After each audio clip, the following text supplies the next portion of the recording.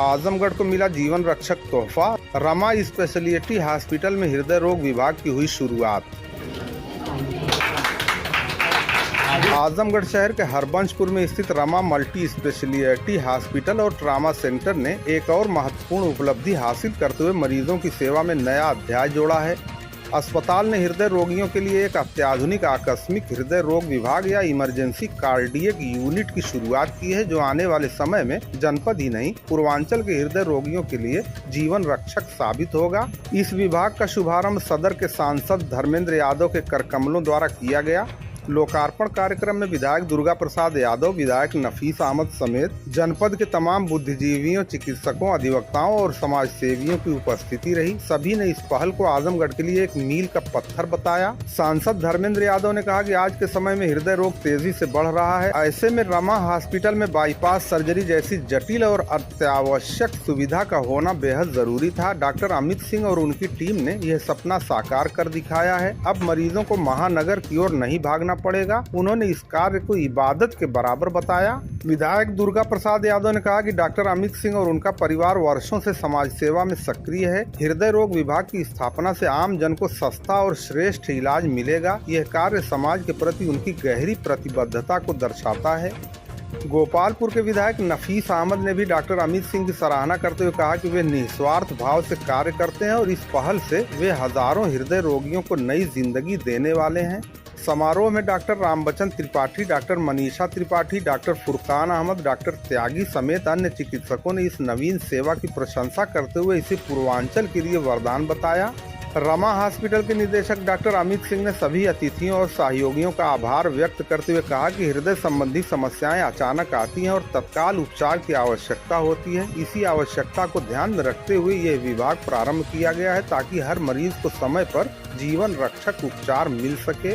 इस अवसर पर अस्पताल के संरक्षक advocate Shatrughan Singh, Pramod Singh, Amrit Rabin, Avinash Singh, doctor Vinay Chauhan, doctor Anoop Singh Yadav, doctor Rajaram Yadav, doctor Tahir, doctor Farhan, doctor Taufiq Ahmad, doctor Pravesh Singh, doctor खुशबू सिंह समेत कई गणमान्य लोग मौजूद रहे। सभी ने इस नवाचार को आजमगढ़ की चिकित्सा व्यवस्था के लिए क्रांतिकारी बताया। आपको बता दें, रमा मल्टी स्पेशलिटी हॉस्पिटल का यह कदम न केवल हृदय रोगियों के लिए जीवनदायिनी होगा, बल्कि पूर्वांचल की स्वास्थ्य सेवाओं को भी नई ऊंचाइयों तक पहुंचाएगा। अब आइए आपको सुनाते हैं धर्मेंद्र यादव ने क्या कहा। मैं इस मौके पर डॉक्टर अमित जी को बधाई देता हूं, शुभकामनाएं देता हूं। जो आज हार्ट के लिए ज़रूरी चीज़ें, हालांकि कैथलैब का उद्घाटन भी आदरणीय राष्ट्रीय अध्यक्ष जी ने किया था और आज एक और नई यूनिट उन्होंने लगाई जो मैं सोचता हूँ और अत्याधुनिक है। उसके लिए मैं डॉक्टर साहब के पूरे हॉस्पिटल परिवार को बधाई और शुभकामनाएं देता हूँ। मरीजों को क्या आयुष्मान कार्ड से भी सुविधाएं मिल सकेंगी? नहीं, बिल्कुल मिलेंगी। वो तो इम्पेनल्ड है, हॉस्पिटल मिलेंगी।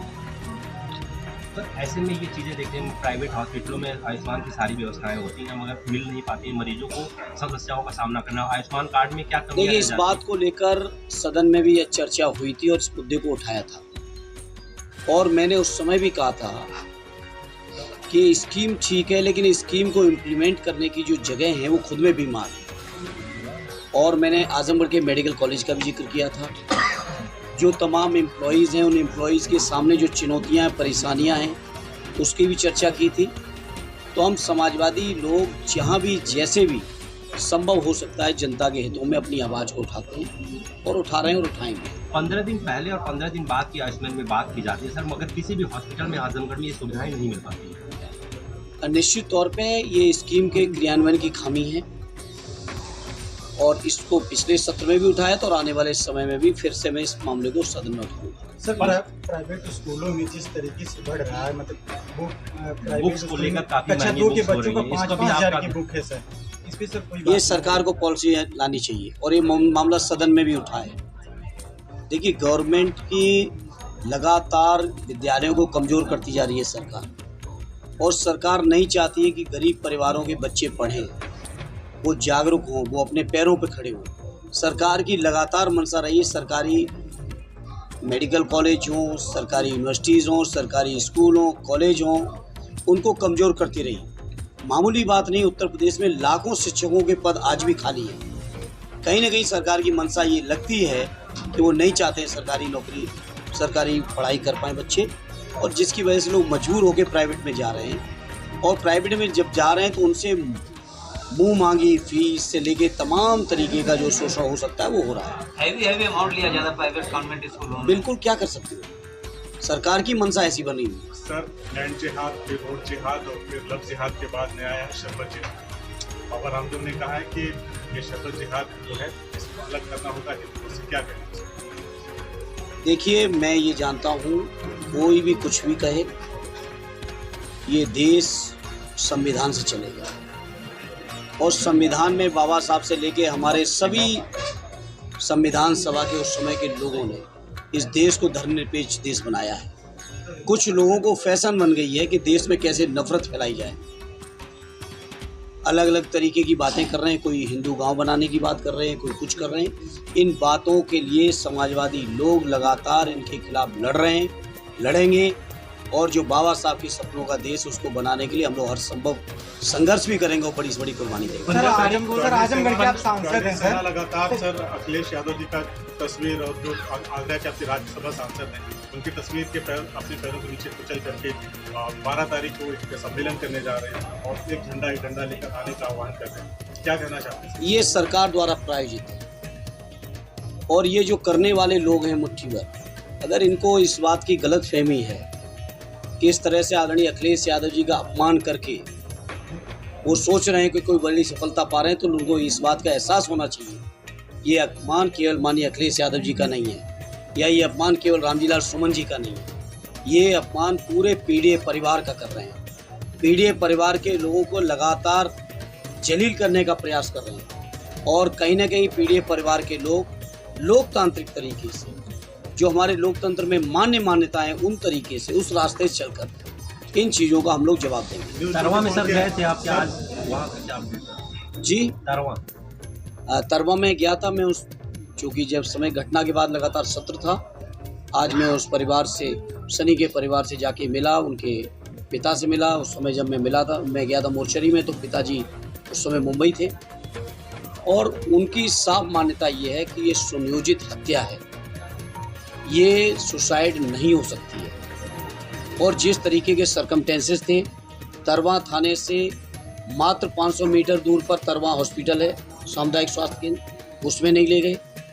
आजमगढ़ और तरवा के बीच में इतना बड़ा मेडिकल कॉलेज है, उसमें नहीं ले गई पुलिस, और सीधे लाके डेड बॉडी को मोर्चरी पे, यहाँ पे लाके जिला अस्पताल और उसके बाद मोर्चरी पे लाके रख दिया।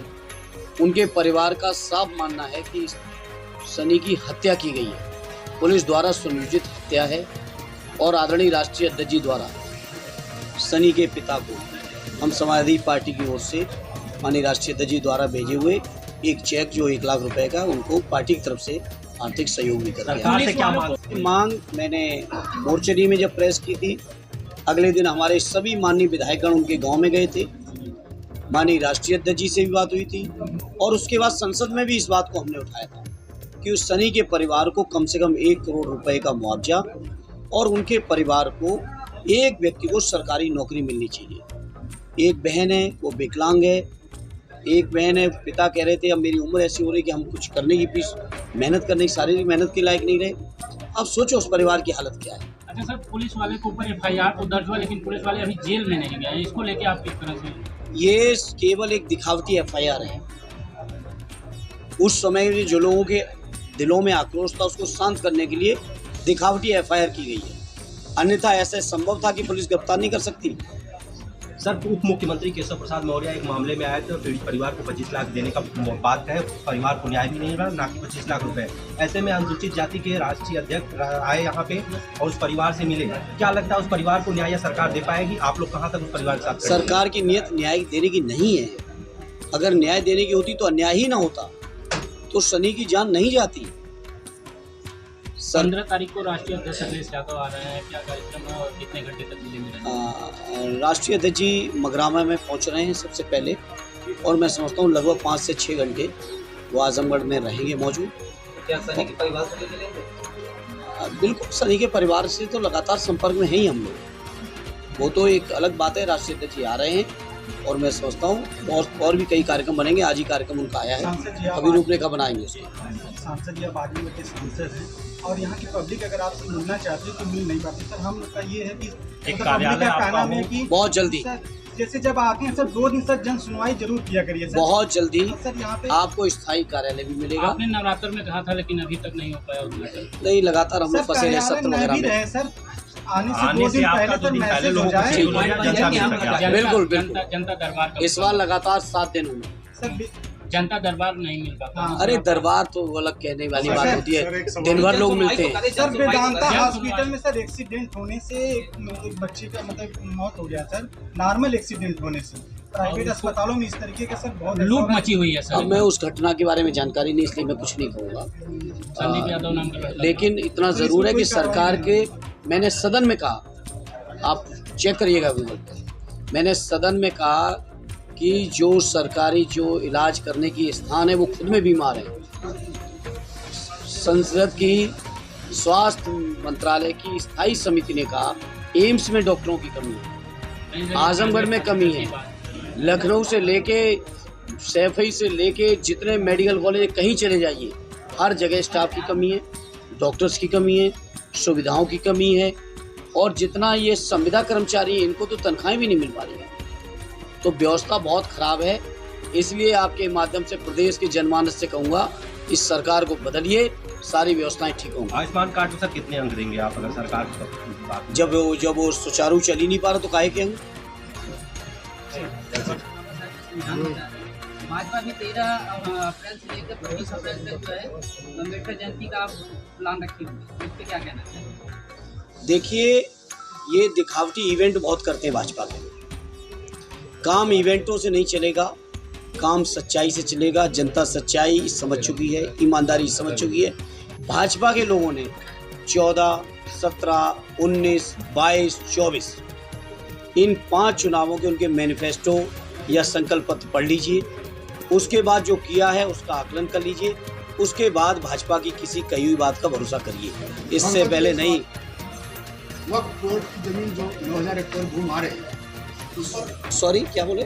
वक्फ बोर्ड की जो वीडियो आया है वह जमीनें जो है, इस पर आप लोग सरकार से या कुछ अपनी बात यह रखेंगे कि यह जमीनें जो आ रही है इस पर राष्ट्रीय स्मारक बनाया जाए, किसी कार्य किया जाए? देखिए, हम लोग चाहेंगे वक्फ बोर्ड की जमीनें जिस उद्देश्य के लिए वक्फ की गई, दान की गई, डोनेट की गई, उस काम में इस्तेमाल होनी चाहिए।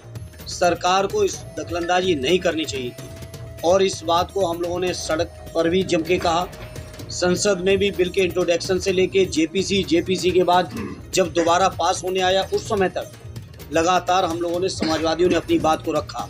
और सरकार ने, चूँकि संख्या का बल उन पे ज़रूर है, लेकिन जिनकी बैसाखियों पे हैं उन प्रांतों की जनता जिन्होंने वक्फ का विरोध किया, इस बिल का समर्थन किया है अमेंडमेंट का, उनको सबक सिखाएंगे। चाहे वो बिहार हो, चाहे वो आंध्र प्रदेश हो, चाहे वो उत्तर प्रदेश का भी एक आध छोटा सा इलाका हो। भविष्य में आप लोग सत्ता में आते हैं तो क्या इस कानून को पुराने जैसा अभी किया तो जाएगा? अभी तो भविष्य की बात छोड़िए, अभी हम लोग माननीय सर्वोच्च न्यायालय में गए हैं और हमें उम्मीद है जिस तरह का संविधान विरोधी ये बिल है, अमेंडमेंट है जो लाए हैं, निश्चित तौर पर माननीय न्यायालय में ये स्टैंड नहीं करेगा।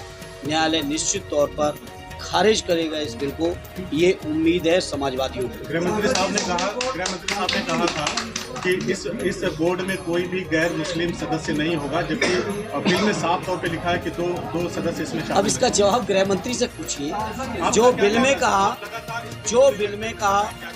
जो संसद में कहा, दोनों में कितना फर्क है वो सामने देखिए। इसलिए भारतीय जनता पार्टी के बारे में आज से नहीं, श्रद्धेय नेताजी ने हमेशा कहा, इनके कई मुंह हैं, ये अलग अलग मुंह का अलग अलग समय पे इस्तेमाल करते हैं, अलग अलग भाषा बोलते हैं समय के हिसाब से, लेकिन इनकी नीयत मुसलमान भाइयों की ज़मीन छीनने की है, दलित पिछड़ों का आरक्षण छीनने की है। नीयत तो अब देश और प्रदेश की जनता समझ चुकी है। उसके बावजूद भी आप लोगों का प्रेम लगातार उसी तरह के मीडिया घरानों से बना रहा है। नहीं, ऐसा कुछ भी नहीं है, किसी मीडिया घराने की बात नहीं। चौथे स्तंभ के तौर पे सम्मान हम लोग करते रहे मीडिया के, लेकिन ये मीडिया के भी लोगों को सोचना पड़ेगा कि हम जब सम्मान जो मिल रहा है उसके अनुरूप मेरा आचरण होना चाहिए। किसी के इशारे पे ये चीज़ें नहीं होनी चाहिए, किसी के द्वारा ऐड मिलने पर ये चीज़ें नहीं होनी चाहिए। और जहाँ तक उन मुख्यमंत्री साहिबा का सवाल है, मैं इतना ही कहूँगा कि उनकी ये बदजुबानी ये साबित करती है कि भारतीय जनता पार्टी, आरएसएस क्या संस्कार देके अपने लोगों को बना रही है और बैठा रही है। ये उनके संस्कार बता रहे हैं जो उस तरह की बातें उन्होंने की। और मैं फख्र के साथ कहता हूँ, हमारे समाजवादी साथियों ने कभी किसी की गरिमा नहीं गिराई। दोस्तों नए हो तो चैनल को सब्सक्राइब कर लें, खबर पसंद आई हो तो इसे लाइक और शेयर करना ना भूलें। धन्यवाद।